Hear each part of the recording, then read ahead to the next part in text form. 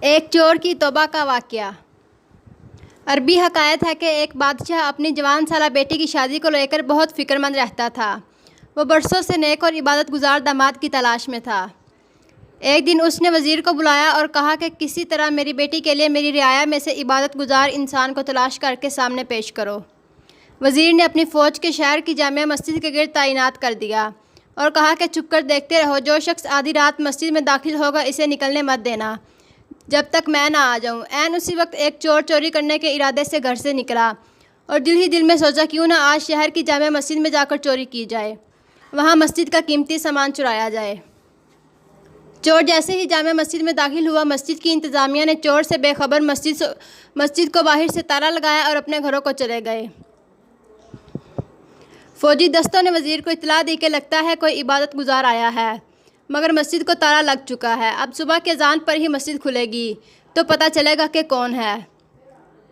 وزیر جلدی سے مسجد پہنچا اور صبح کے اذان کا شدت سے انتظار کرنے لگا تاکہ اندر موجود نیک انسان کو بادشاہ کے سامنے حاضر کیا جا سکے۔ جیسے ہی مسجد کھلی، وزیر دستے سمیت اندر داخل ہوا۔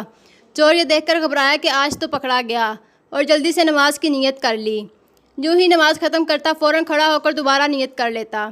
وزیر کو اس کی عبادت گزاری پر یقین آ گیا۔ جو ہی نماز ختم کی، فوجی دستے نے اس چور کو پکڑا اور بادشاہ کے سامنے پیش کیا۔ وزیر نے کہا، بادشاہ سلامت، یہ ہے آپ کا مطلوبہ شخص۔ اسے مسجد سے گرفتار کیا ہے، رات بھر مسجد میں عبادت کرتا رہا۔ چور کی حالت غیر ہو رہی تھی۔ بادشاہ چور سے مخاطب ہو کر کہنے لگا، کیا خیال ہے اگر میں اپنی بیٹی کی شادی تمہارے ساتھ کر کے تمہیں اپنی سلطنت کا ولی عہد بنا دوں؟ کیا تمہیں منظور ہے؟ چور ہکا بکا ہو کر دیکھنے لگا۔ ڈرتے ڈرتے پوچھا، عالیجا، یہ کرم نوازی کس خاطر؟ بادشاہ نے کہا، تم عبادت گزار ہو، رات بھر مسجد میں رہے، صبح اذان ہونے پر باہر آئے۔ چور دل ہی دل میں سوچنے لگا، اے اللہ، میں چوری کی نیت سے ہی صحیح مگر تیرے گھر گیا، دکھلاوے کی نیت سے ہی صحیح نماز ادا کی اور بدلے میں تو نے دنیا میرے قدموں میں ڈال دی۔ اگر میں سچ مچ عبادت گزار ہوتا اور راتوں کو تہجد پڑھتا تو پھر کیا تیرا انعام ہوتا؟ وہی کھڑے کھڑے نادم ہو کر تائب ہوا۔ خوش نصیب ہیں وہ لوگ جن کا دل عبادت میں لگتا ہے، حال دل اپنے مالک کے سامنے گڑ گڑا کر ذکر کرتے ہیں، آرام دہ بستروں کو چھوڑ کر مصلے پر کھڑے ہوتے ہیں۔ کیا مقام ہوگا ان کا اللہ کے نزدیک، ایک انسان اس کا تصور بھی نہیں کر سکتا۔